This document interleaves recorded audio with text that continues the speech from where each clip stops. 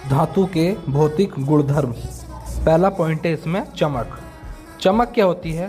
धातु की सतह चमकदार होती है, यानी कि जितने भी हमारे धातु होते हैं जो उनकी सतह होती है चमकदार होती है, यानी कि वो चमकते हैं।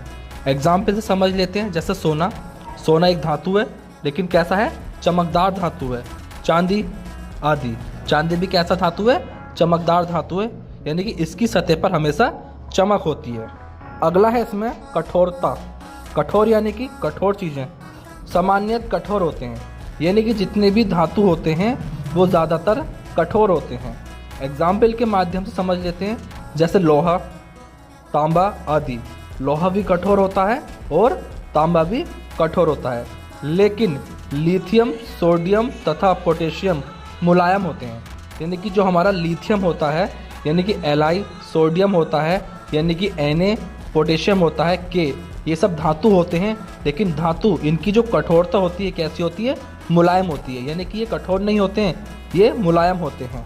अगला पॉइंट है इसमें रूप या अवस्था। ये क्या होती है इसको समझ लेते हैं। कमरे के ताप पर ठोस होते हैं, यानी कि जो उनकी अवस्था होती है वो डिपेंड करती है कि कमरे का क्या ताप है। केवल मरकरी यानी कि पारा को छोड़कर ये द्रव अवस्था में होता है, यानी कि जितने भी हमारे पास जो मरकरी होती है सिर्फ उसको छोड़कर बाकी सब किस अवस्था में होते हैं? द्रव अवस्था में होते हैं।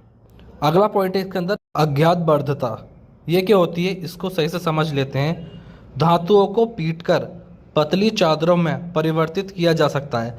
जैसे टीनें होती हैं, ठीक है, यानी कि लोहे को पीटकर चादरों में परिवर्तित किया जा सकता है।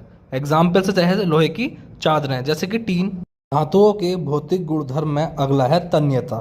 तन्यता क्या होता है इसको समझ लेते हैं। धातुओं को